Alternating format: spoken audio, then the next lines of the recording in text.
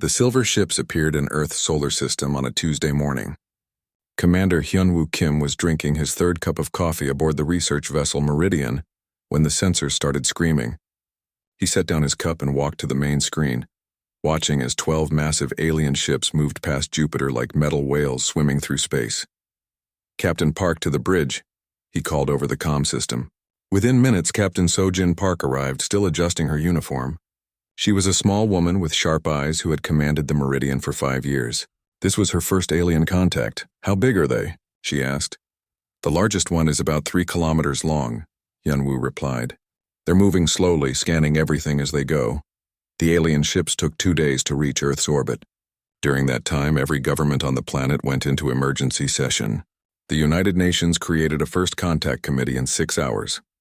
Dr. Yoon Soo-young, Earth's best xenoanthropologist, was flown to the Meridian along with a team of linguists and scientists. When the aliens finally made contact, they did it with a simple radio message in perfect English. "Greetings, inhabitants of the third planet. We are representatives of the galactic hegemony. We come in peace to study and catalog your species." Captain Park responded carefully. "Welcome to our solar system. We are humans from Earth. We also come in peace and wish to learn about you." The alien reply came quickly. "We will send a delegation to your vessel for initial biological assessment. Please prepare a docking bay." 3 hours later, a small alien shuttle attached to the Meridian's docking port. Captain Park, Hyunwoo, and Dr. Yang waited in the airlock as the alien door opened. What stepped out surprised them. The lead alien was tall, maybe 8 feet, with gray skin and 4 arms. His head was elongated with large black eyes set on the sides like a deer. He wore a flowing robe that seemed to change colors. Behind him came 2 smaller aliens with similar features but different colored robes. "I am Admiral Kale of the Vorthak Empire," the tall alien said. His voice was deep but musical. "These are my advisors, Dr. Veltar and Commander Thex." Captain Park bowed slightly. "I am Captain Sojin Park. This is Commander Hyunwoo Kim and Dr. Yoon Soo-young, Admiral." Kale's large eyes studied them carefully. Dr. Veltar pulled out a device that hummed and beeped as he pointed it at the humans. The aliens spoke to each other in their own language, making clicking and whistling sounds. "Interesting," Dr. Veltar finally said in English. "Forward-facing eyes, omnivorous dental structure, small body mass. Classic prey species development," Dr. Yang frowned. "Prey species?" "Yes," Dr. Veltar explained. "Your eyes face forward to watch for predators. Your teeth show you eat both plants and meat when available. Your small size indicates you hide from larger creatures rather than fight them." Hyunwoo and Captain Park exchanged glances. Dr. Yang cleared her throat. "Actually, our eyes face forward because we evolved as hunters. We needed to judge distances when chasing prey." Admiral Kale made a sound that might have been laughter. "Hunters? Look at you. No claws, no fangs, no natural weapons. Your skin is thin and easily damaged. You are clearly herbivores with occasional scavenging behavior." The aliens spent the next week aboard the Meridian, studying everything about humans. They watched videos of human history, examined human food, and tested human physical abilities. But everything they saw seemed to confirm their first impression. When Dr. Yang showed them footage of human agriculture, Dr. Veltar nodded. "Yes, gathering behavior. Very advanced for a prey species, but still essentially foraging." When they heard human music, Commander Thex commented, "Mating displays. Quite elaborate. This species puts significant energy into reproduction rituals." Captain Park tried to show them human military history, but the aliens dismissed it quickly. "Territorial disputes over resources," Admiral Kyle explained. "Common among herbivore species. The weapons are crude but adequate for intimidating other prey animals." The most frustrating moment came when Hyunwoo demonstrated human martial arts. The aliens watched him break wooden boards with his bare hands and perform complex fighting moves. "Impressive display behavior," Dr. Veltar said, making notes. "Probably used to establish dominance within the herd hierarchy. The actual combat effectiveness would be minimal against real predators." During their second week, the aliens began discussing plans for Earth. They spoke in their own language, but Dr. Yang had been learning key phrases. What she heard made her blood run cold. "The planet has excellent biodiversity," Admiral Kell was saying. "Climate zones suitable for large-scale protein farming. The indigenous species shows high intelligence for livestock." "Livestock," Dr. Veltar agreed. Brain-to-body ratio suggests they could be trained for simple tasks. Much more useful than standard cattle. How many could the planet support under proper management? Commander Thex asked. Current population is approximately 8 billion. We could probably maintain half that number in proper facilities while harvesting the rest for immediate needs. Dr. Yang quietly left the room and found Captain Park in her quarters. We have a problem, she said. That evening, Captain Park called a meeting with all senior officers. Dr. Yang explained what she had overheard. The room fell silent. They think we're farm animals, Hyunwoo said slowly. Worse, Dr. Yang replied. They think we're smart farm animals. They want to keep some of us as workers and eat the rest. Captain Park stood up and walked to the window looking out at Earth. Do they understand what they're suggesting? No, Dr. Yang said. They genuinely believe we're a prey species. Everything about our biology and behavior confirms it in their minds. They can't conceive that we might be dangerous. The next morning, Admiral Kale requested a meeting with Earth's leadership. Captain Park arranged a video conference with the UN Security Council. The alien admiral appeared on screens around the world, his forearms spread in what he probably thought was a friendly gesture. People of Earth, he began, the Galactic hegemony has studied your species carefully. We are prepared to offer you a great honor. Your world will become part of our empire, and your people will be relocated to facilities where you can live safely under our protection. The Secretary General of the UN, an elderly Korean man named Woo Seok-han, leaned forward. What kind of facilities? Comfortable habitats designed for your specific needs, Admiral Kale replied. You will be fed, housed, and protected from all dangers. Some of your more intelligent individuals will be trained to assist in various tasks. And if we refuse? Secretary General Han asked. Admiral Kale's expression didn't change, but his tone became slightly condescending. Why would you refuse? We offer safety, food, and purpose. Your current existence is chaotic and dangerous. Many of your people suffer from hunger and disease. We will eliminate these problems. By making us your livestock, Captain Park said quietly. Such a harsh word, Admiral Kale replied. You will be cherished members of the hegemony. Your species will survive and prosper under our guidance. After the transmission ended, the world's leaders sat in stunned silence. Finally, the President of the United States spoke. They're planning to eat us.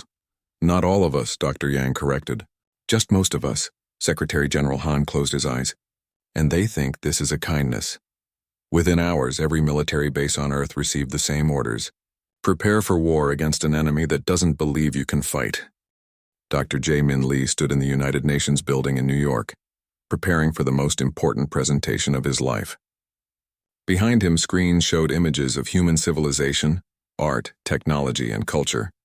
In front of him sat Admiral Kale and 20 other alien representatives from the Galactic hegemony. We want to show you who we really are, Jae-min began. Perhaps there has been a misunderstanding about humanity. Admiral Kale settled into his specially made chair, his forearms folded. Please proceed. We are always interested in learning about new species. Jae-min started with human history.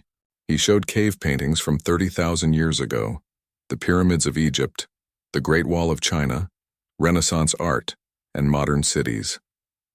The aliens watched politely but seemed unimpressed. Remarkable nest-building behavior, Dr. Veltar commented. The structures show clear defensive purposes. These creatures feared predators constantly.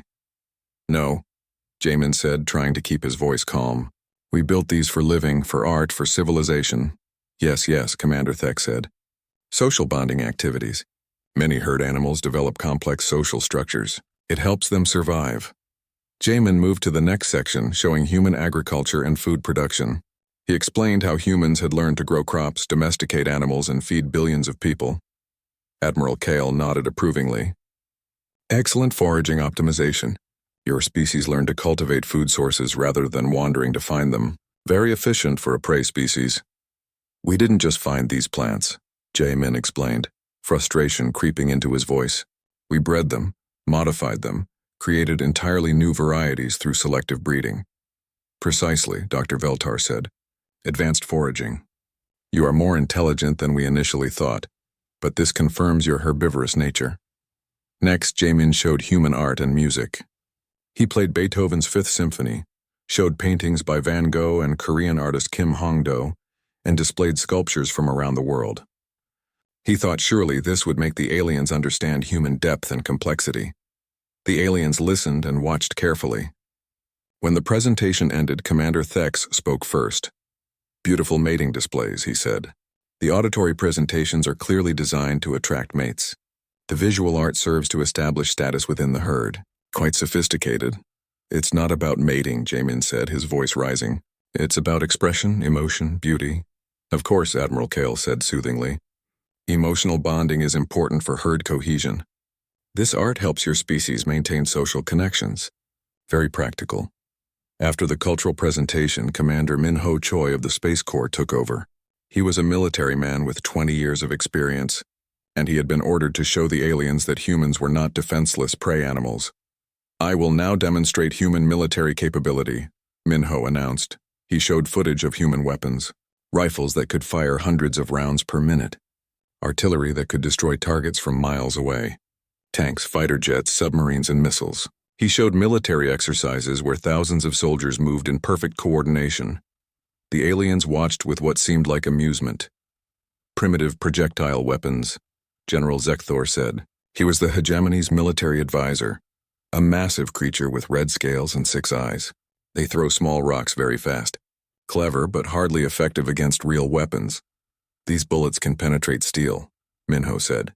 "Steel," General Zekthor repeated, as if talking to a child. "Our personal shields can stop plasma bolts traveling at near light speed. Your little rocks would bounce off like raindrops."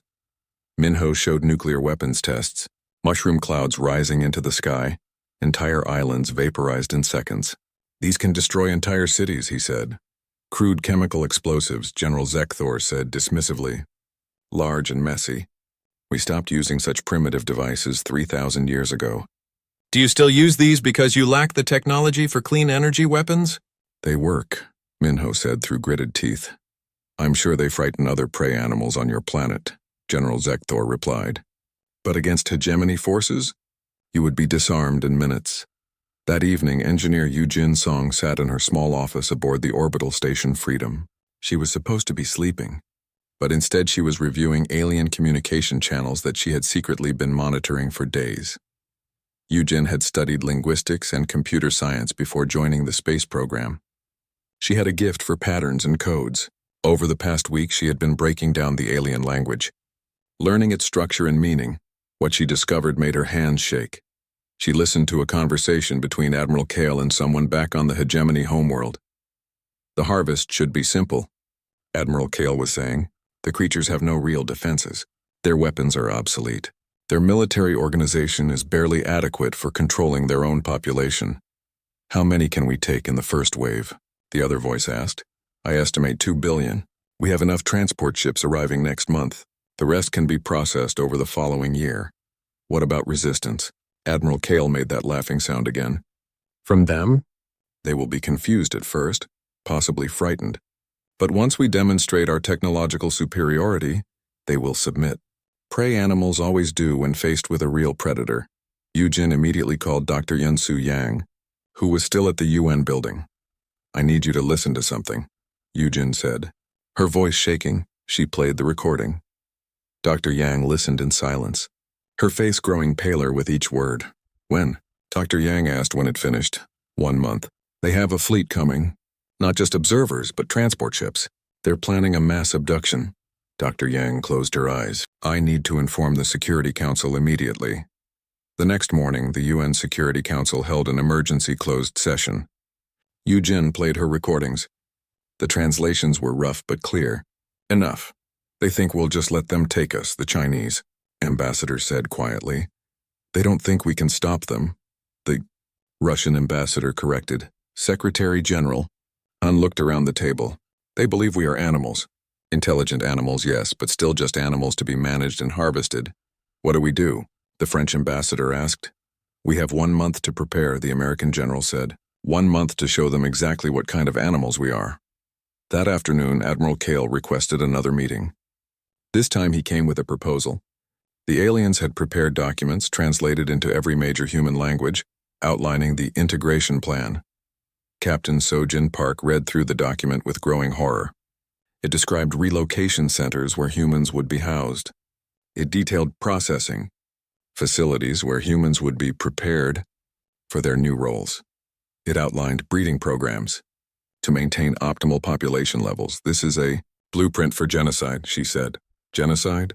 Admiral Kell looked confused. No, this is preservation. Your species will continue to exist, but in a better way. You will be free from the burden of self-government, free from war and poverty. Free from freedom, Hyunwoo said from behind Captain Park. Freedom is overrated for species not evolved to handle it, Commander Thex said. You will be happier under our care. And if we refuse? Captain Park asked. Admiral Kale's expression changed slightly. That would be unfortunate. We have protocols for dealing with resistant populations. We prefer not to use them, but we will if necessary. Protocols, Captain Park repeated. Tranquilizer gases, neural stunners, containment fields. We have extensive experience with reluctant species. The discomfort is temporary. Within a generation, your young will be born into the new system and will know nothing else. They will be content. After the aliens left, Captain Park sat alone in her office. On her desk was a photo of her daughter, 5 years old, playing in a park in Seoul. She thought about that little girl growing up in an alien cage bred like cattle, never knowing what it meant to be human. She picked up her communicator and called Commander Min Ho Choi. How long do you need to prepare Earth's defenses? She asked. For a real fight? 6 months minimum, he replied. You have 3 weeks. That's not enough time. It will have to be, Captain Park said, because in 1 month they're coming. And they think we're going to surrender like frightened rabbits. She looked at her daughter's photo again. They're about to learn what humans do when someone threatens our children. The hegemony fleet arrived exactly on schedule. 50 massive transport ships dropped out of hyperspace near Earth's moon, accompanied by 20 warships for security purposes. Admiral Kale sent a final message to Earth. Prepare for relocation. Resistance will only cause unnecessary distress. We will begin with major population centers. Please gather in designated areas for efficient processing. In a hidden command bunker beneath the Rocky Mountains, Lieutenant Colonel Dong Hyun Park watched the alien ships on his screens. Around him, dozens of officers monitored communications from military bases across the planet. They're not even trying to hide, his second-in-command said. They just dropped into orbit like they own the place. They think they do, Dong Hyun replied. Let them land. Let them think we're cooperating. The first alien transport landed in New York City's Central Park 3 hours later. The ship was enormous, big enough to hold 50,000 people. Its loading ramps extended, and hundreds of alien soldiers marched out carrying what looked like cattle prods and nets. Citizens had been evacuated days ago. The parks and streets stood empty. Where are they? An alien lieutenant asked, looking around confused. Hiding probably, another replied. Prey animals always hide at first. We will flush them out. That was when Captain Hai Wan Kim gave the order to her artillery units positioned around the city. Fire. 20 howitzers opened up simultaneously. The aliens had expected primitive weapons. What they got were modern high-explosive shells guided by satellite targeting systems. The first volley hit the transport ship's engines. The second volley hit its command deck. The third volley targeted the alien soldiers on the ground. The hegemony soldiers died before they understood what was happening. Their personal shields, designed to stop energy weapons, did nothing against chunks of explosive metal falling from the sky. Admiral Kale watched from his flagship in orbit, his forearms trembling. What just happened? He demanded. The prey animals attacked us, General Zekthor said, his 6 eyes wide with shock. That's impossible. Prey animals don't attack. Send reinforcements, Admiral Kale ordered, and activate full defensive shields. In Australia, Private Jinwoo Nam sat in an abandoned factory with his squad, watching alien dropships land nearby. Jinwoo was young, only 22, but he had scored highest in his class on technical aptitude tests. Remember the plan, his sergeant whispered. Let them get comfortable. The aliens set up what they called a collection point in the factory district. They deployed scanning equipment and containment fields, expecting crowds of frightened humans to appear. Instead, Jinwoo and his squad attacked from 3 sides using tactics they had practiced for weeks. They moved fast, fired from cover, and disappeared before the aliens could respond. But it was what Jinwoo did next that shocked the enemy. During the brief firefight, Jinwoo grabbed a damaged alien scanner from a fallen soldier. While his squad retreated, he spent 15 minutes examining it in their fallback position. "I think I can make this work," he said, pulling out wire and a battery pack from his gear. "Work how?" his sergeant asked. "Their scanners look for human life signs, right? But if we reverse the polarity and boost the signal, we can make it show life signs everywhere. Thousands of fake humans." 2 hours later, Jinwoo's modified device was active. Every alien scanner within 5 miles suddenly showed massive crowds of humans in every direction. The aliens split their forces to investigate, walking straight into ambush after ambush. Sergeant Mi-young Cho led one of those ambushes in Seoul. She had served 8 years in the military and knew urban combat better than anyone in her unit. The aliens were searching an apartment complex, their scanners showing hundreds of humans inside. Mi-young's squad was already positioned on rooftops and in alleyways.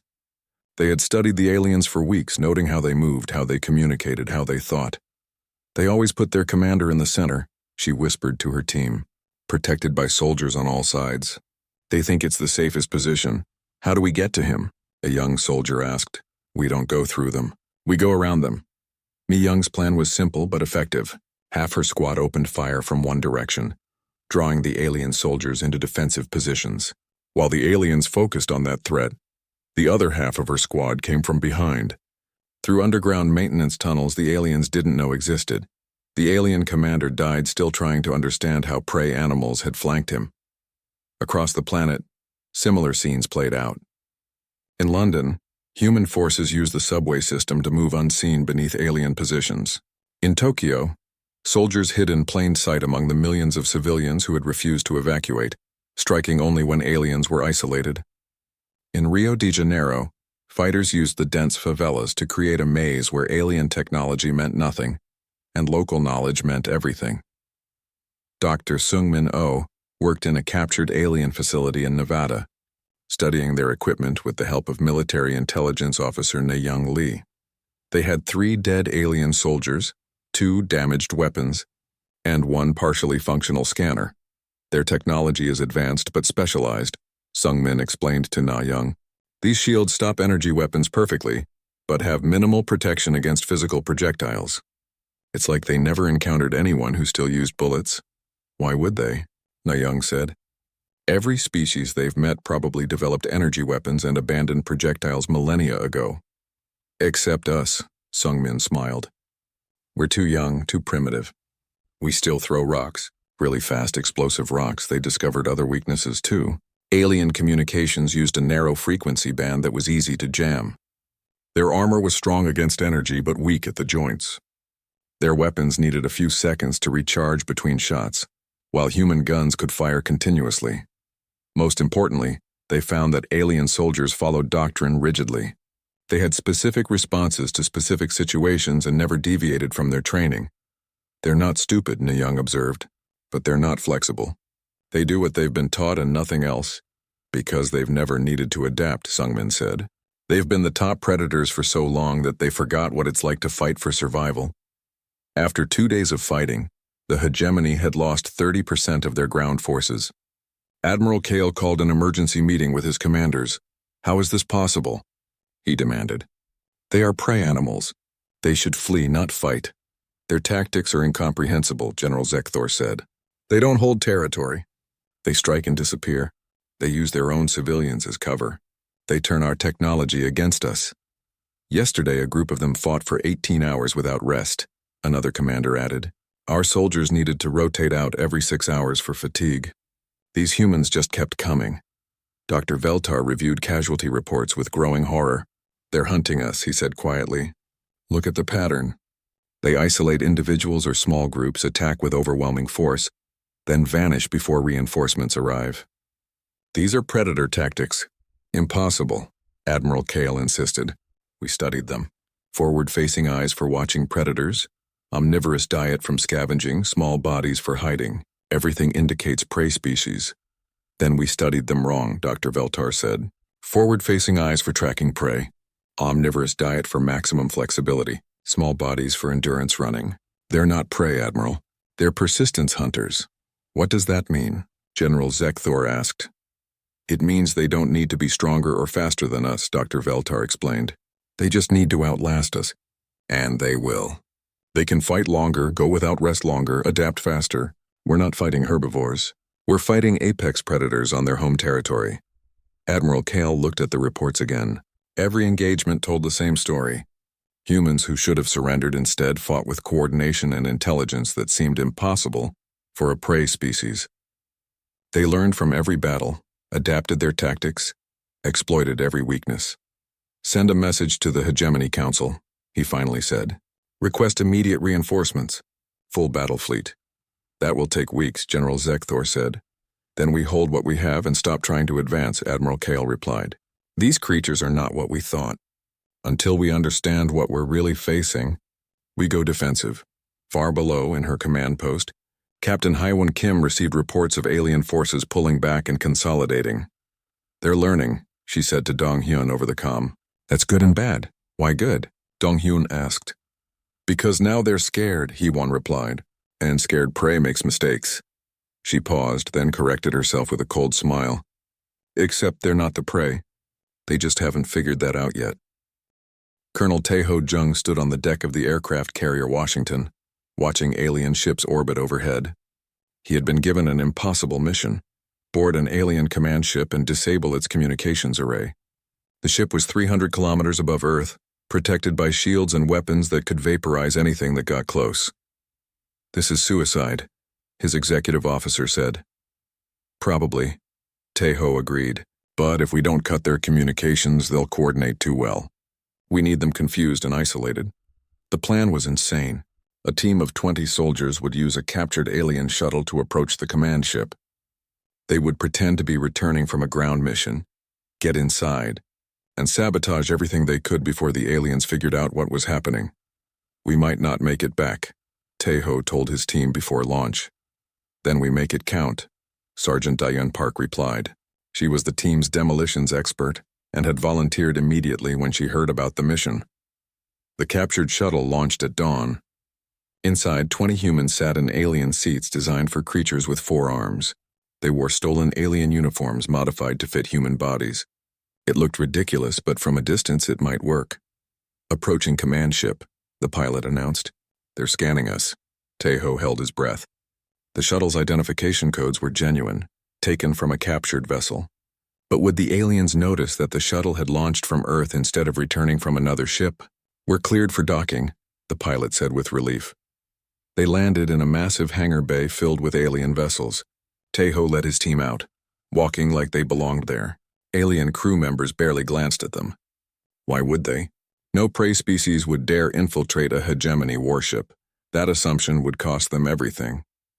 Tae-ho's team split into 4 groups. One headed for the communications array. One went to engineering. One targeted the weapons control.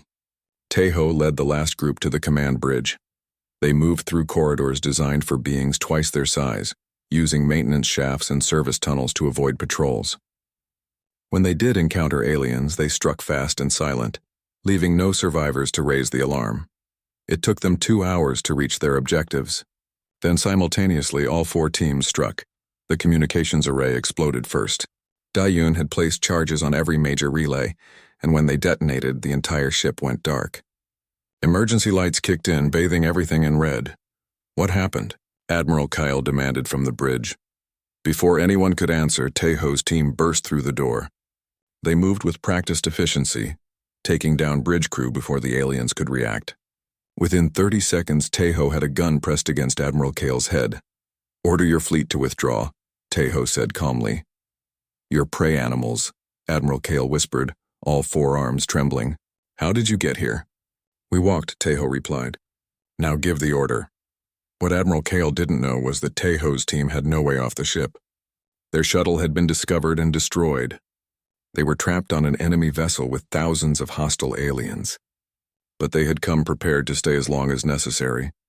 Over the next 72 hours, Tae-ho's team fought a running battle through the ship's corridors. They had limited ammunition and no reinforcements. But they knew something the aliens didn't. Humans could keep going long after other species would collapse from exhaustion. They slept in shifts, 2 hours at a time. They ate ration bars while moving. They fought, retreated, regrouped, and fought again. The aliens couldn't believe it. These small creatures just wouldn't stop. They've been active for 3 days straight, General Zekthor reported. Our soldiers are exhausted and need rest. But the humans keep attacking. How is that possible? Admiral Kale asked. He was now a prisoner in his own brig, guarded by aliens who had retaken the bridge. I don't know, General Zekthor admitted. Our species needs 8 hours of rest per day. Most galactic species need at least 6, but these humans seem to function on almost nothing. Back on Earth, Dr. Kyung-Soo Park was running a different kind of warfare. He was a military psychologist who specialized in understanding enemy behavior. He had been studying the hegemony social structure for weeks and had found fascinating weaknesses. The hegemony was a rigid hierarchy. Every alien knew their exact place in the order. Questioning superiors was considered shameful. Independent thinking was discouraged. This made them efficient but also vulnerable. Kyung-Soo began broadcasting messages directly to alien soldiers on the ground. The messages were simple. Your commanders lied to you. Humans are not prey. Check your casualty lists. Count your dead. At first, the aliens ignored the messages. But as casualties mounted, doubts began to spread. Soldiers started questioning why they were losing to primitive creatures. Officers couldn't explain it without admitting they had been wrong about human nature. It's psychological warfare, Kyung-Soo explained to the Joint Chiefs. We're not just fighting their bodies. We're fighting their entire worldview. Every human victory makes them question everything they believed. Captain Seo-Jun Kim was leading a different kind of mission in occupied Chicago. His squad had been ordered to infiltrate an alien supply depot and gather intelligence. But Seo-Jun had a better idea. We don't just steal information, he told his team. We make them paranoid. They entered the depot using captured access codes. Once inside, they didn't take anything important. Instead, they moved things around. They switched labels on supply crates. They altered computer records. They made it look like aliens were stealing from their own supplies. When they left, they planted evidence suggesting an inside job. Forged documents, fake communications, everything needed to make the aliens suspect each other. Within a week, the alien command structure in Chicago was falling apart. Officers accused each other of theft and sabotage. Soldiers didn't know who to trust. The entire operation became paralyzed by suspicion. Humans fight dirty, one alien commander complained. Humans fight smart, another corrected. They understand that breaking our cohesion is more effective than just killing us. Pilot Ye-Eun Choi's story became legendary among human forces. She was flying a reconnaissance mission over occupied territory when her aircraft was shot down by alien defenses. She ejected safely but landed 50 kilometers behind enemy lines with only a survival kit and a pistol. Any reasonable person would have tried to hide and wait for rescue. Ye-Eun had a different plan. She decided to walk home. For 2 weeks, she moved through enemy territory. She traveled at night and hid during the day. She stole food from alien supply convoys. She avoided patrols using terrain the aliens didn't understand. She marked enemy positions and transmitted coordinates whenever she could jury-rig a communicator from scavenged parts. The aliens knew she was there. They sent dozens of search teams to find her. But Ye-Eun had grown up hiking in the mountains of Gangwon province. She knew how to move quietly, how to hide her trail, how to go without food or water for days. On the 14th day, she walked into a human-forward base, having covered 200 kilometers on foot through hostile territory. She was exhausted, hungry, and had lost 15 pounds. But she had survived and gathered intelligence that led to 3 successful strikes on alien positions. When asked how she did it, she simply said, "I just kept walking. What else was I going to do?" Her story spread among both human and alien forces. For humans, it was inspiring. For aliens, it was terrifying. What kind of species could survive alone in hostile territory for 2 weeks and consider it normal? General Wu Jinyang coordinated the global response from his command center in Seoul. He watched reports coming in from every continent. Humans were winning not because they had better technology, but because they fought in ways the aliens couldn't predict or counter. "They're adapting to us," his aide warned. "They're learning our tactics."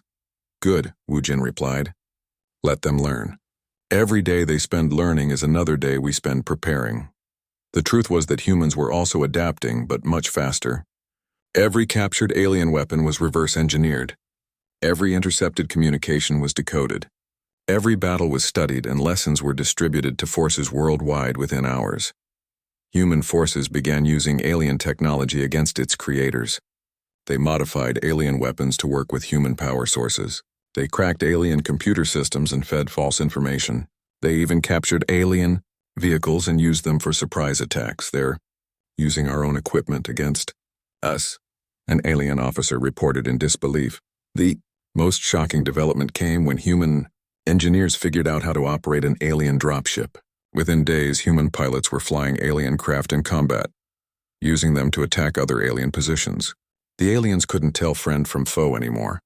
3 weeks into the invasion, the hegemony had lost half their ground forces and control of most major cities.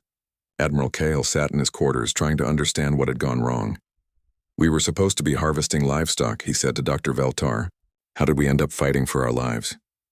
"Because they're not livestock," Dr. Veltar replied quietly. "They're apex predators, and we walked into their territory thinking we were the hunters. What do we do now?" Dr. Veltar looked at the casualty reports.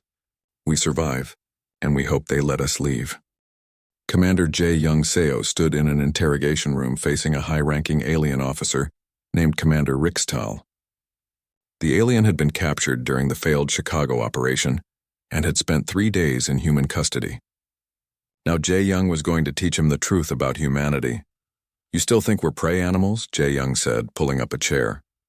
"I don't know what you are," Rixtal admitted. His 4 arms were bound, but his large eyes watched J. Young with something that might have been fear. "Nothing makes sense anymore." "Then let me explain," J. Young said. He activated a screen on the wall. "I'm going to show you what humans really are, and you're going to watch every second."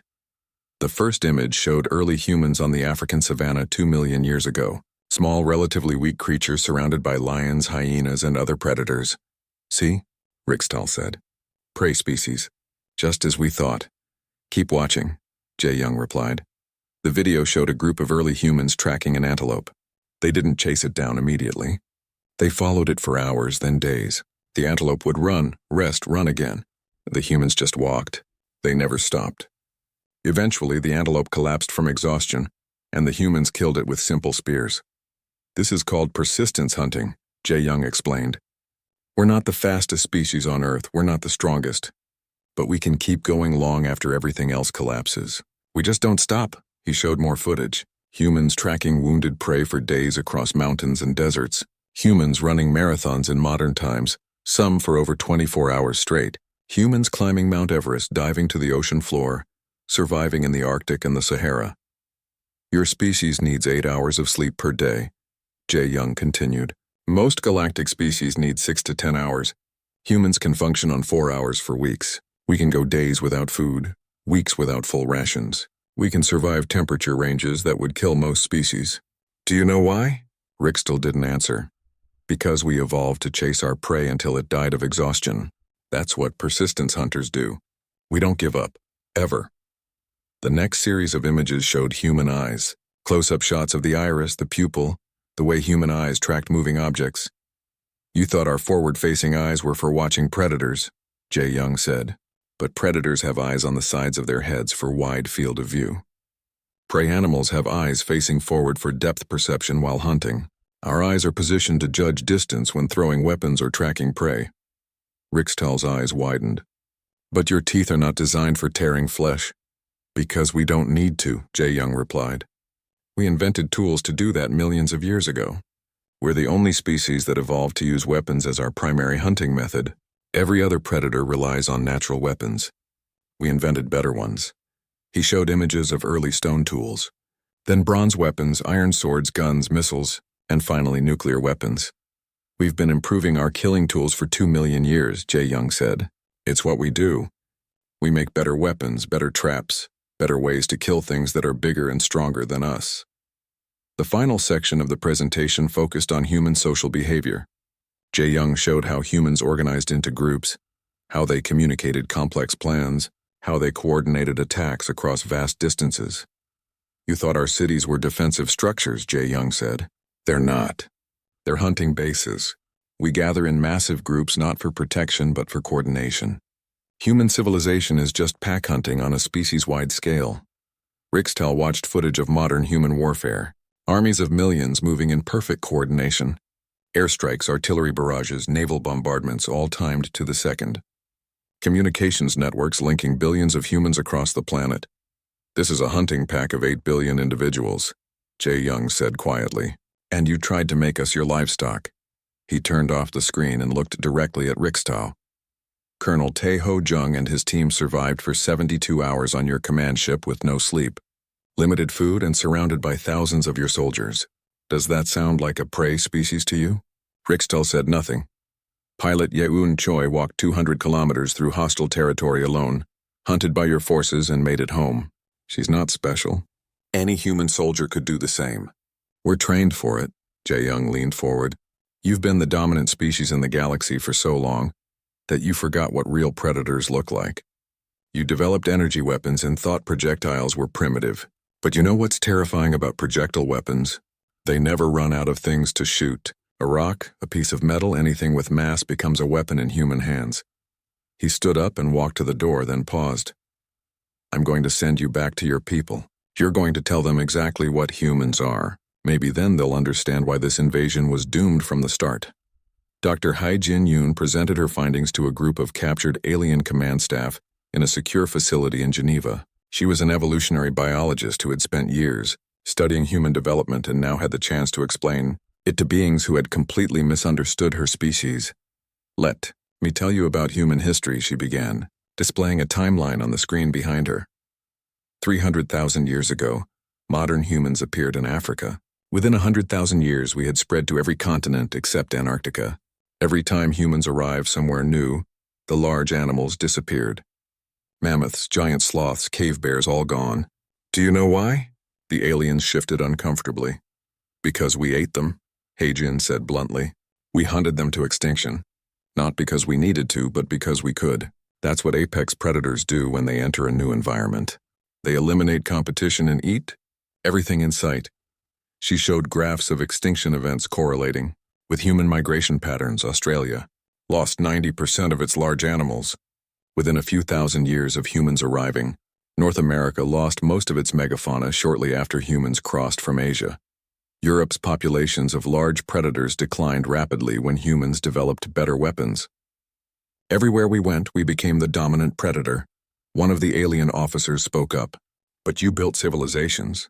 You created art and culture. That's not predatory behavior, isn't it? Hae-jin replied. Lions rest 20 hours a day because hunting is exhausting. Humans needed to occupy their minds during the long walks between hunts, so we invented stories, art, music, and eventually science. Our culture exists because we had spare time between kills. She displayed images of early human cave art showing hunting scenes. Our oldest art depicts hunting. Our oldest stories are about hunting. Our first gods were often hunting gods. Our entire civilization is built on a foundation of organized killing. Another alien asked, what about your emotions? Your capacity for empathy and cooperation? Pack bonding, Hae-jin answered. Wolves have it. Lions have it. All pack hunters do. We needed to work together to take down prey larger than ourselves, so we evolved strong social connections. But that empathy only extends to our pack. To outsiders, to threats, to prey, we're absolutely ruthless. She paused, letting that sink in. You came to Earth thinking you were ranchers collecting cattle, but you weren't. You were prey animals walking into a predator's den, and now you're learning what every species on Earth learned. Humans are patient, persistent, and they never stop hunting. Intelligence Officer Chang Min Park revealed the extent of human technological adaptation in a briefing to alien officers who were being prepared for release. In 3 weeks, we've reverse-engineered 70% of your technology, he told them. Your energy shields, your communications systems, your weapons, all of it. We didn't just figure out how they work. We improved them. He showed them examples. Human-modified alien weapons that fired faster and hit harder. Alien shield generators that humans had adapted to protect entire buildings instead of just individuals. Communications equipment that humans had cracked and were now using to feed false information to hegemony forces. How did you do this so quickly? One alien demanded. Because we've been doing it for millennia, Chang Min replied. Humans see a tool and immediately think about how to make it better. We took horses and bred them faster. We took wolves and turned them into dogs that helped us hunt. We took wild grains and created crops that feed billions. Adaptation isn't something we do. It's what we are. Captain Sun Hee Kim demonstrated human weapons to a group of shell-shocked alien engineers. She fired a simple hunting rifle at a target, then showed them the alien body armor it had penetrated. Your armor is designed to disperse energy from plasma weapons, she explained. It's excellent at that, but it's basically cloth against kinetic penetrators. You optimize for the wrong threat because you couldn't imagine anyone still using bullets. She showed them explosive rounds, armor-piercing ammunition, and guided missiles. Every weapon we've shown you is over 100 years old in design, Sun Hee said. We have much worse things we haven't used yet. Nuclear weapons, biological weapons, chemical weapons. We banned most of them among ourselves because they're too effective. But if you force us to, we'll use them on you. The aliens realized they were looking at a species that had weaponized everything from rocks to atoms, and had only stopped inventing new ways to kill when they ran out of enemies on. Commander Jae Young Seo stood in an interrogation room facing a high-ranking alien officer named Commander Rixtal. The alien had been captured during the failed Chicago operation and had spent 3 days in human custody. Now Jae Young was going to teach him the truth about humanity. You still think we're prey animals? Jae Young said, pulling up a chair. I don't know what you are, Rixtal admitted. His forearms were bound, but his large eyes watched Jae Young with something that might have been fear. Nothing makes sense anymore. Then let me explain, Jae Young said. He activated a screen on the wall. I'm going to show you what humans really are, and you're going to watch every second. The first image showed early humans on the African savanna 2 million years ago. Small, relatively weak creatures surrounded by lions, hyenas, and other predators. See? Rixtal said. Prey species. Just as we thought. Keep watching, Jae Young replied. The video showed a group of early humans tracking an antelope. They didn't chase it down immediately. They followed it for hours, then days. The antelope would run, rest, run again. The humans just walked. They never stopped. Eventually, the antelope collapsed from exhaustion, and the humans killed it with simple spears. This is called persistence hunting, Jae Young explained. We're not the fastest species on Earth, we're not the strongest. But we can keep going long after everything else collapses. We just don't stop. He showed more footage. Humans tracking wounded prey for days across mountains and deserts. Humans running marathons in modern times, some for over 24 hours straight. Humans climbing Mount Everest, diving to the ocean floor, surviving in the Arctic and the Sahara. Your species needs 8 hours of sleep per day, Jae Young continued.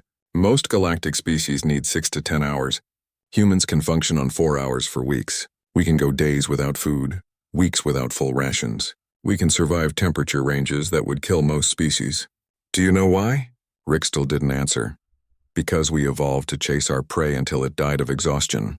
That's what persistence hunters do. We don't give up. Ever. The next series of images showed human eyes. Close-up shots of the iris, the pupil, the way human eyes tracked moving objects. You thought our forward-facing eyes were for watching predators, Jae Young said. But predators have eyes on the sides of their heads for wide field of view. Prey animals have eyes facing forward for depth perception while hunting. Our eyes are positioned to judge distance when throwing weapons or tracking prey. Rixtal's eyes widened. But your teeth are not designed for tearing flesh. Because we don't need to, Jae Young replied. We invented tools to do that millions of years ago. We're the only species that evolved to use weapons as our primary hunting method. Every other predator relies on natural weapons. We invented better ones. He showed images of early stone tools, then bronze weapons, iron swords, guns, missiles, and finally nuclear weapons. We've been improving our killing tools for 2 million years, Jae Young said. It's what we do. We make better weapons, better traps, better ways to kill things that are bigger and stronger than us. The final section of the presentation focused on human social behavior. Jae Young showed how humans organized into groups, how they communicated complex plans, how they coordinated attacks across vast distances. You thought our cities were defensive structures, Jae Young said. They're not. They're hunting bases. We gather in massive groups not for protection but for coordination. Human civilization is just pack hunting on a species-wide scale. Rixtal watched footage of modern human warfare. Armies of millions moving in perfect coordination. Airstrikes, artillery barrages, naval bombardments, all timed to the second. Communications networks linking billions of humans across the planet. This is a hunting pack of 8 billion individuals, Jae Young said quietly. And you tried to make us your livestock. He turned off the screen and looked directly at Rickstow. Colonel Tae Ho Jung and his team survived for 72 hours on your command ship with no sleep, limited food, and surrounded by thousands of your soldiers. Does that sound like a prey species to you? Rickstow said nothing. Pilot Yeun Choi walked 200 kilometers through hostile territory alone, hunted by your forces, and made it home. She's not special. Any human soldier could do the same. We're trained for it, Jae Young leaned forward. You've been the dominant species in the galaxy for so long that you forgot what real predators look like. You developed energy weapons and thought projectiles were primitive. But you know what's terrifying about projectile weapons? They never run out of things to shoot. A rock, a piece of metal, anything with mass becomes a weapon in human hands. He stood up and walked to the door, then paused. I'm going to send you back to your people. You're going to tell them exactly what humans are. Maybe then they'll understand why this invasion was doomed from the start. Dr. Hai Jin Yoon presented her findings to a group of captured alien command staff in a secure facility in Geneva. She was an evolutionary biologist who had spent years studying human development and now had the chance to explain it to beings who had completely misunderstood her species. Let me tell you about human history, she began, displaying a timeline on the screen behind her. 300,000 years ago, modern humans appeared in Africa. Within 100,000 years, we had spread to every continent except Antarctica. Every time humans arrived somewhere new, the large animals disappeared. Mammoths, giant sloths, cave bears, all gone. Do you know why? The aliens shifted uncomfortably. Because we ate them, Hae-jin said bluntly. We hunted them to extinction. Not because we needed to, but because we could. That's what apex predators do when they enter a new environment. They eliminate competition and eat everything in sight. She showed graphs of extinction events correlating with human migration patterns. Australia lost 90% of its large animals. Within a few thousand years of humans arriving, North America lost most of its megafauna shortly after humans crossed from Asia. Europe's populations of large predators declined rapidly when humans developed better weapons. Everywhere we went, we became the dominant predator. One of the alien officers spoke up. But you built civilizations. You created art and culture. That's not predatory behavior, isn't it? Hae-jin replied. Lions rest 20 hours a day because hunting is exhausting. Humans needed to occupy their minds during the long walks between hunts, so we invented stories, art, music, and eventually science. Our culture exists because we had spare time between kills. She displayed images of early human cave art showing hunting scenes. Our oldest art depicts hunting. Our oldest stories are about hunting. Our first gods were often hunting gods. Our entire civilization is built on a foundation of organized killing. Another alien asked, what about your emotions? Your capacity for empathy and cooperation? Pack bonding, Hae-jin answered. Wolves have it. Lions have it. All pack hunters do. We needed to work together to take down prey larger than ourselves, so we evolved strong social connections. But that empathy only extends to our pack. To outsiders, to threats, to prey, we're absolutely ruthless. She paused, letting that sink in. You came to Earth thinking you were ranchers collecting cattle, but you weren't. You were prey animals walking into a predator's den, and now you're learning what every species on Earth learned. Humans are patient, persistent, and they never stop hunting. Intelligence Officer Chang Min Park revealed the extent of human technological adaptation in a briefing to alien officers who were being prepared for release. In 3 weeks, we've reverse-engineered 70% of your technology, he told them.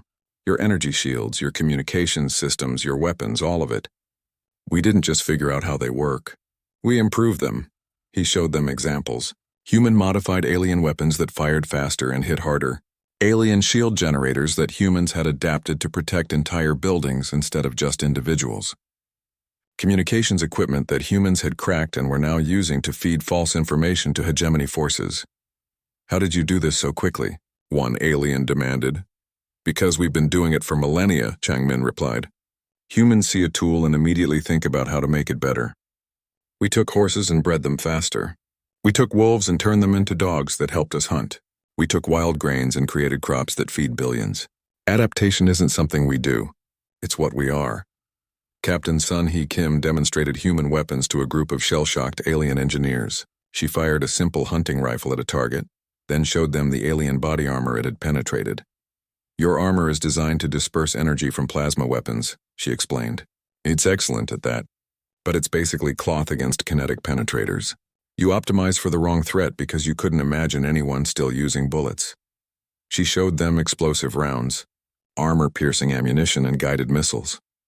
Every weapon we've shown you is over 100 years old in design, son, he said. We have much worse things we haven't used yet. Nuclear weapons, biological weapons, chemical weapons. We banned most of them among ourselves because they're too effective. But if you force us to, we'll use them on you. The aliens realized they were looking at a species that had weaponized everything from rocks to atoms, and had only stopped inventing new ways to kill when they ran out of enemies on. 6 months after the failed invasion, Earth looked very different. Orbital defense platforms ringed the planet, built using a combination of human engineering and adapted alien technology. Ships designed by human minds but powered by reverse-engineered hegemony drives patrolled the solar system. Humanity had taken its first real steps into the galaxy, and those steps were confident and deliberate. Captain Minji Han commanded the first human deep space exploration vessel, appropriately named Apex. It was a hybrid design, built in orbit by crews from 15 different nations working together. The ship looked strange to alien eyes with its mix of human and alien aesthetics, but it worked beautifully. Ready to jump to hyperspace, her navigator announced. Where are we going, Captain? Her first officer asked. Minji smiled. Everywhere. The Apex's mission was simple: explore, make contact, and show the galaxy what humans could do when they weren't fighting for survival. Aboard were scientists, diplomats, engineers, and yes, soldiers. Humans had learned their lesson. They went into space prepared for anything. Their first stop was a planet called Varix Prime, home to a species called the Varixians. They were a peaceful people who had been conquered by the hegemony 30 years ago and forced into servitude. When the Apex arrived in orbit, the Varixians expected another master. What they got instead was Ambassador Kyungmin Yu, a former teacher who had volunteered for the diplomatic corps after the invasion. She came down to the planet alone, unarmed, with a simple message. We heard you were stuck under hegemony control, she said to the gathered Varixian council. We came to help. The Varixian elder, a being with blue skin and 3 eyes, looked confused. Help us how? By becoming our new masters? No, Kyungmin replied. By teaching you what we learned. How to resist. How to fight. How to be free. Over the next 3 weeks, human advisors worked with Varixian resistance groups. They taught guerrilla tactics, showed them how to hack hegemony systems, and most importantly, taught them that they didn't have to accept their fate. When hegemony forces arrived to reassert control, they found a very different population than the one they had left. The Varixians fought back using human tactics, and within days the hegemony garrison withdrew. You gave us something we had forgotten, the Varixian elder told Kyungmin as the humans prepared to leave. You gave us hope. We gave you tools, Kyungmin corrected. You had the hope all along. You just needed to remember it. News of Varix Prime spread quickly. Other conquered species began reaching out to humanity, asking for help, for training, for the secret of how prey species could defeat predators. Humanity's answer was always the same. You were never prey, you just believed you were. Dr. Tae-Young Kim ran the new Institute for Galactic Studies in Geneva. It was a research center dedicated to understanding alien species and sharing human knowledge with the galaxy. Scientists from a dozen different worlds worked there, studying everything from biology to technology to culture. The fascinating thing about the hegemony, Tae-Young explained to a group of visiting alien students, is that they weren't evil. They genuinely believed they were doing the right thing by managing other species. They thought they were helping. A young Varixian student raised her hand. But they enslaved us. They didn't see it as slavery, Tae-Young replied. They saw it as protection. They thought they were saving you from yourselves. That's what made them dangerous. They had convinced themselves that domination was kindness. How do we avoid becoming like them? Another student asked. By remembering that different doesn't mean lesser, Tae-Young said. Humans learned that the hard way in our own history. We fought wars over skin color, religion, nationality. We hurt each other for being different. It took us thousands of years to learn that diversity makes us stronger, not weaker. She pulled up images of human history, showing the progression from tribal warfare to global cooperation. We still have problems. We still disagree, but we learned to work together when it mattered. That's what saved us from the hegemony, not our weapons, not our technology, but our ability to unite despite our differences. On the hegemony homeworld, Admiral Kale had been demoted to a simple administrator. He spent his days processing paperwork related to the reparations humanity had demanded. It was humiliating work, but he deserved it. He had led an invasion against an innocent species based on arrogance and ignorance. One day, he received a message from an unexpected source. Commander Hyunwoo Kim, the human who had first greeted him aboard the Meridian, requested a meeting. Kale agreed, curious about what the human wanted. They met in a simple office, just the two of them. Hyunwoo brought a gift, coffee, the human stimulant beverage that Kale had tried once and found surprisingly pleasant. "Why are you here?" Kale asked, accepting the cup. "To talk," Hyunwoo replied. "I wanted to understand something." "Why did you really come to Earth?" Kyle was silent for a moment. "We were explorers once," he finally said. "The hegemony, I mean. We traveled the galaxy seeking knowledge, making friends, learning from other species. But somewhere along the way, we stopped seeing others as equals. We started seeing resources, planets to exploit, species to manage. What changed?" Hyunwoo asked. "Success," Kale said bitterly. "We became too powerful. When you're at the top for long enough, you forget what it's like to struggle. You forget that others have value beyond what they can give you. Humans almost made the same mistake," Hyunwoo admitted. "We dominated our own planet so completely that we started destroying it. We had to learn to see other species as having worth beyond their usefulness to us." "How did you learn that?" Kale asked. "The hard way," Hyunwoo replied. "We nearly destroyed ourselves. Climate change, pollution, wars over resources. We came close to extinction several times, but we learned that cooperation works better than domination. It's not about being weak or soft. It's about being smart." Kale looked at the human with new understanding. "You could have killed me. After what I tried to do to your species, you would have been justified." "Maybe," Hyunwoo said. "But then we'd be no better than you were. We'd become predators who kill just because we can. That's not who we want to be." "What do you want to be?" Kyle asked. "Explorers," Hyunwoo replied. "Partners. Friends to those who want friends and a nightmare to those who try to make us victims. We're apex predators, but we don't have to be monsters." General Wu Jinyang retired from military service and took a position as Earth's defense coordinator. His job was to ensure that humanity never again faced an existential threat unprepared. He oversaw the construction of defense networks, trained new officers in the tactics that had defeated the hegemony, and coordinated with alien allies on mutual protection agreements. "We won one war," he told his staff during a planning meeting. "But there are older, stronger species out there. The hegemony wasn't the biggest threat in the galaxy. They were just the first we encountered." "Are you saying we should be afraid?" someone asked. "No," Wu Jin replied. "I'm saying we should be ready. Humans are apex predators, but we're not invincible. We need allies, we need technology, and we need to stay sharp." He pulled up a map of explored space. Red zones indicated hostile territories. Green zones showed allied species. Yellow zones were unknown. "This is our neighborhood now," he said. "We need to know our neighbors, understand their capabilities, and make sure they understand ours. Not to threaten them, but so everyone knows where they stand." Pilot Yeun Choi, whose survival story had become legendary, now ran a training program for deep space exploration teams. She taught them survival skills, navigation, and most importantly, the mindset needed to handle the unexpected. "You're going to face things out there that don't make sense," she told a class of new recruits. "Species with different biology, different thinking, different values. Your job is to survive and learn, not to judge." "What if they're hostile?" a young recruit asked. "Then you survive and escape," Yeun replied. "But don't assume hostility just because they're different. I survived behind enemy lines because I didn't panic. I observed, I adapted, and I kept moving. That's what humans do best." She showed them footage of her 2-week trek through hostile territory.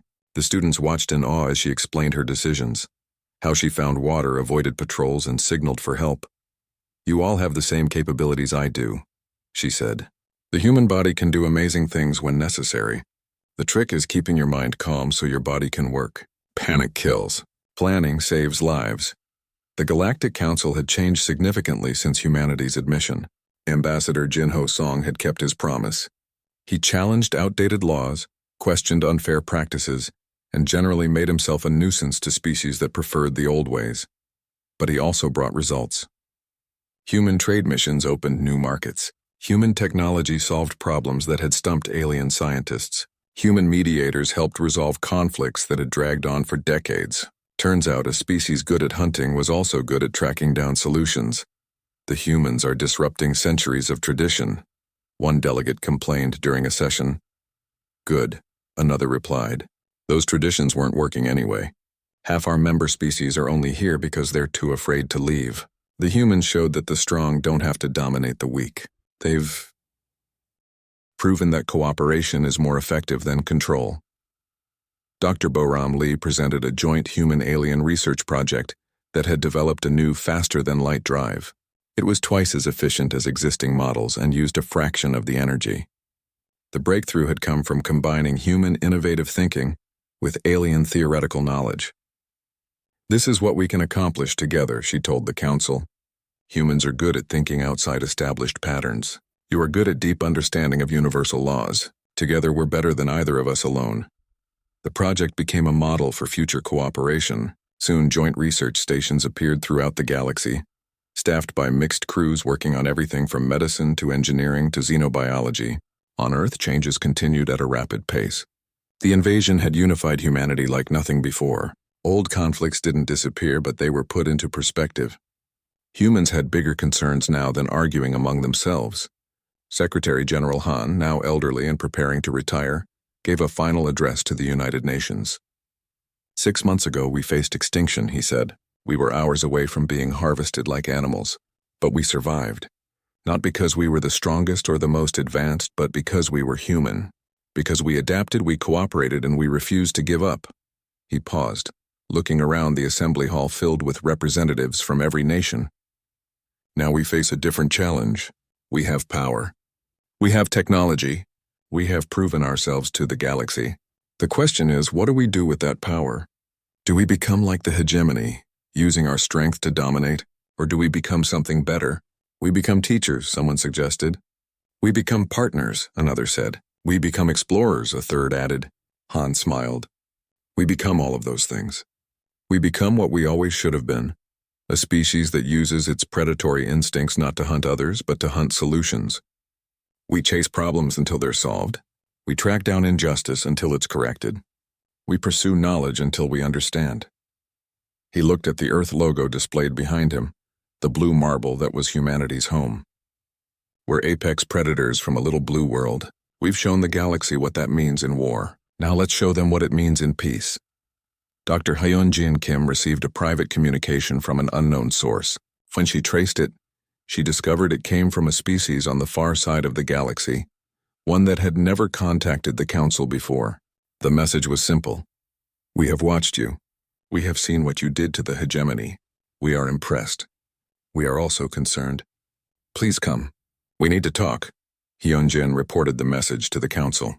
After much debate, they agreed that she should go, accompanied by a diplomatic team and appropriate security. The Apex was prepared for the longest journey humanity had yet attempted. Before leaving, Hyun-Jin met with Captain Sojin Park, who had been her friend since the first contact aboard the Meridian. What if they're hostile? Sojin asked. Then we learn about them and come back with information, Hyun-Jin replied. That's what explorers do. And if they're friendly? Then humanity makes new friends, Hyun-Jin said. Either way, we're moving forward. We're not going to hide on Earth just because space is dangerous. That's not who we are. Sojin hugged her friend. Come back safe. I'm an apex predator from Earth, Hyun-Jin replied with a grin. Safe is relative. As the Apex jumped to hyperspace, beginning its journey to unknown regions, Earth continued to change. Ships were built. Alliances were formed. Technologies were shared. Humanity was no longer an isolated species on a single world. They were galactic citizens, apex predators who had chosen cooperation over domination, learning over conquering. The hegemony had come to Earth expecting to find cattle. What they found instead changed the galaxy forever. They found persistence hunters who never gave up, problem solvers who turned every disadvantage into advantage, and pack hunters who worked together with terrifying efficiency. They found humans, and the galaxy would never be the same again. In her office in Seoul, Captain So-Jin Park watched her daughter playing in the park through the window. The girl was 10 now, old enough to understand what had happened, young enough to think of it as just another piece of history. She would grow up in a universe where humans were known, respected, and yes, feared when necessary. "Mom, can we go to the Space Museum tomorrow?" her daughter called. "Of course," So-Jin replied. Her daughter ran off to play with friends, children from a dozen different nations, all growing up together in a unified world. They would be the generation that truly explored the galaxy, that made friends with alien species, that pushed humanity further into the unknown. And they would do it as apex predators from Earth, carrying with them the lessons learned during humanity's first interstellar war. Never underestimate the prey, never stop adapting, and never, ever give up. The age of human isolation was over. The age of human exploration had begun. And somewhere in the galaxy, other species were watching, learning and wondering what these remarkable predators from the little blue world would do next. The answer, as it had always been throughout human history, was simple. Whatever it took to survive, thrive, and explore. Because that was what apex predators did. That was what humans did. And the galaxy was just beginning to understand what that truly meant.